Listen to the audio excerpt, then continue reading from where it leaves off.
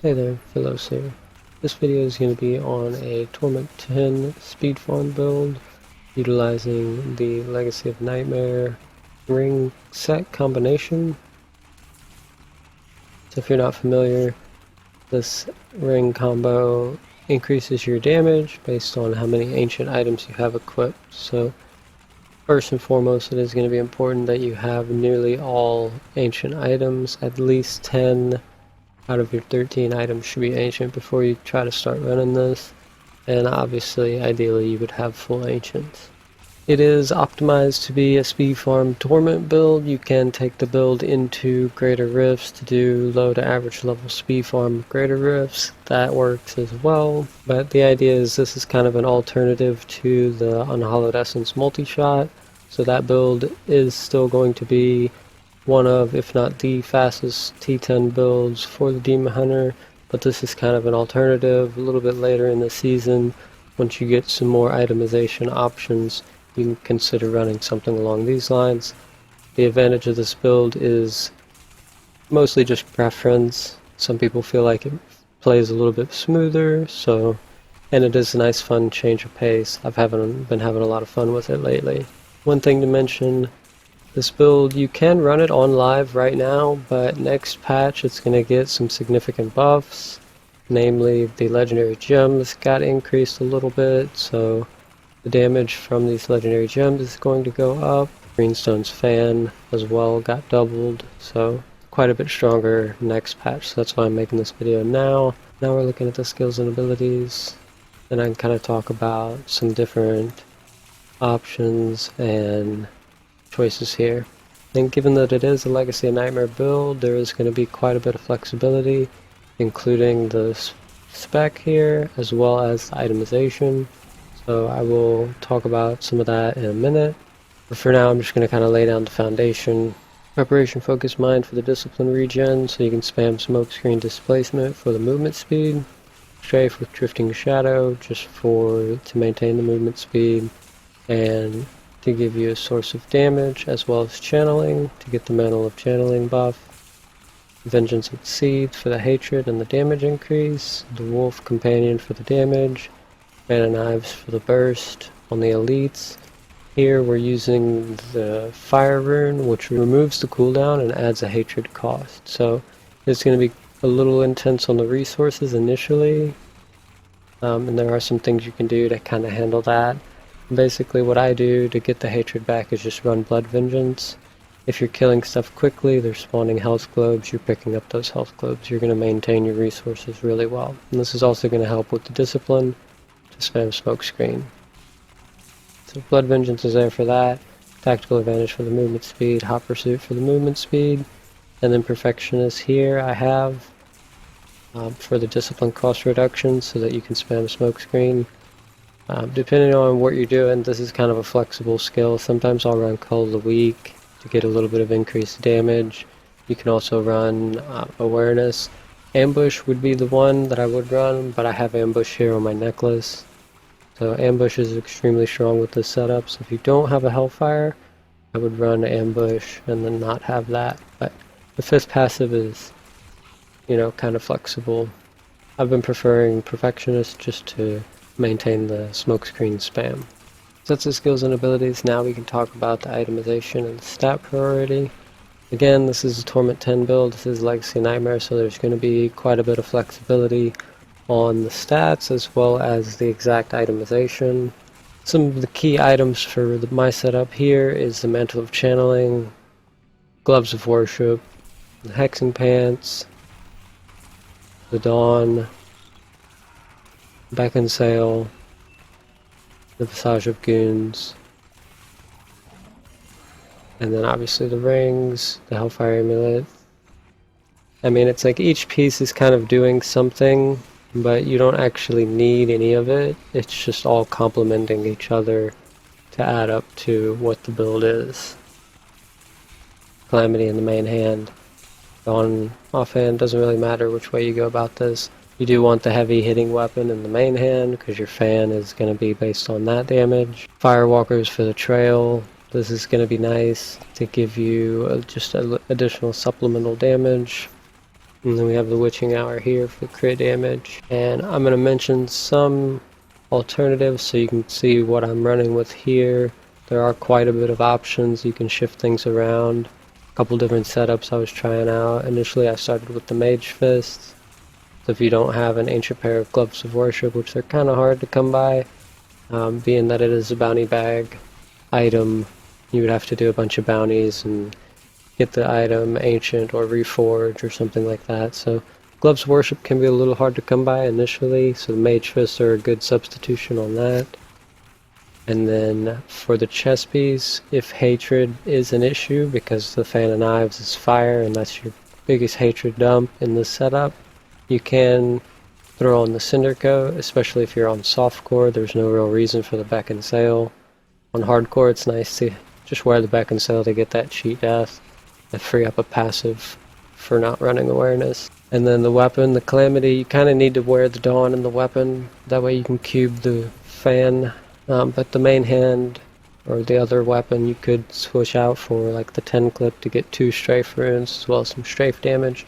The reason that I don't do this is the build, there's a lot of sources of damage in the build. Strafe is not really the primary source. A lot of the damage is actually coming from the pain enhancer, as well as the burst on the elites is coming from the Fan of Knives. So the trash is getting melted by the pain enhancer, and then the elites are getting blown up by the fan.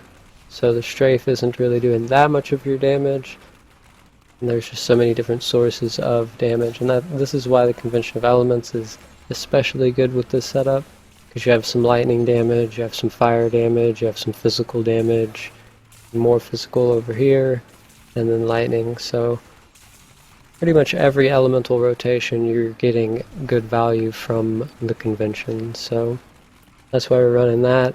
Not able to take advantage of the Avarice band, but I mean, if you just itemize for some pickup range, that's going to be really nice to get you the progression orbs as well as your Blood Vengeance. So you do, you can see like on my cloak here, I specifically rerolled to get the pickup range. A lot of my other items kind of already have it, so that is something that you're going to want on your secondary properties. A decent amount of pickup range. I mean, I'm at 9 here and it's pretty comfortable scooping up the progression orbs because you don't want to have to backtrack too much to get those orbs. It can be kind of annoying. That's itemization. Other that I mentioned the secondary stats. Some primary stats that you want to look for are going to be cooldown reduction and resource reduction. So just like pretty much all Demon Hunter builds, you're going to want to have 100% of Vengeance uptime.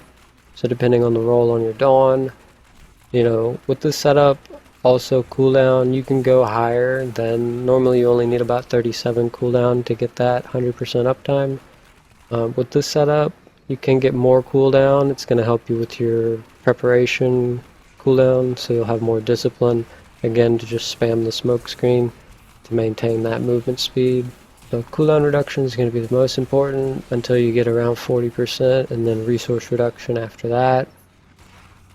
A little bit of hatred regen. The hatred regen isn't really a priority. I have it here on my cloak and my weapon. If I could, I would get something else, but not really a big deal. Again, like I said, I mean, it's a Torment 10 speed farm build, so the exact stats are not too important. Once you have everything set up, it'll kind of flow regardless of what exactly your stats are. And then your standard rolls, crit chance on your jewelry, crit damage, all that's the same.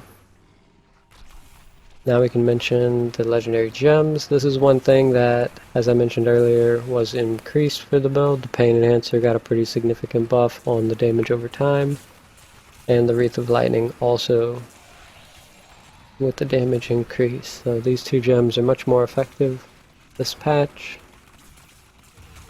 to give you that supplemental damage to just kind of melt through Torment 10. And then the Bane of the Powerful now being a multiplier, this is going to be quite a bit stronger than it was.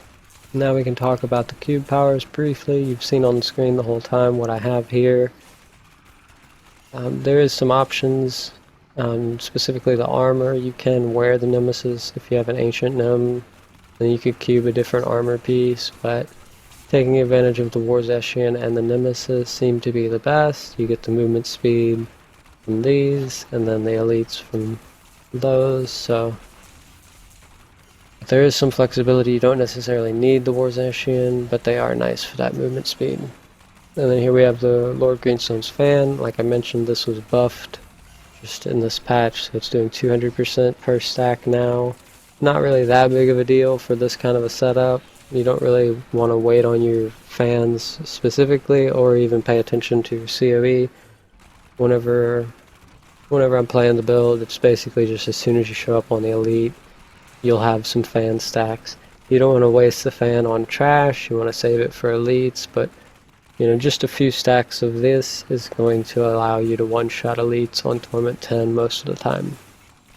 And if they're not one-shot, they're going to die almost instantly. And then convention of elements for the damage, kind of glanced over this earlier, being that you have so many different sources of damage and so many different elemental damage types, the convention is going to be really good value. Alright, now we'll talk about the paragon points quickly. Not much to say here. I mean, it's pretty standard stuff. If you have movement speed on your boots, whatever you need to get to 25% total, and then the rest can go into dexterity. On the offense, initially your cooldown reduction is going to be most important, and being that you're dual wielding, crit chance is going to be next, and then crit damage, attack speed last.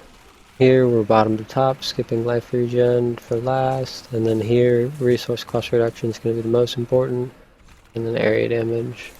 Now I'm just going to show a little bit more gameplay, and I'm just going to kind of talk about some things to do, just very basic stuff. I mean, the build's pretty straightforward.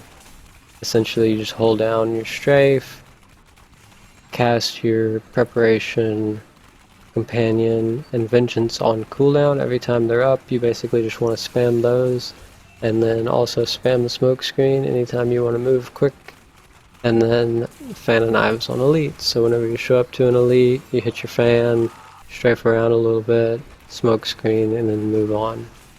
And that's it. So keep in mind there is a lot of flexibility with this setup, so you know, feel free to shift things around and kind of change it up a little bit to suit what you prefer. This is just kind of like the foundation that I run with. It's what I prefer to go with, but there's a lot of flexibility and some preference choices here and there, so take it from here. Hope you guys enjoy. Thanks for watching. See you next time.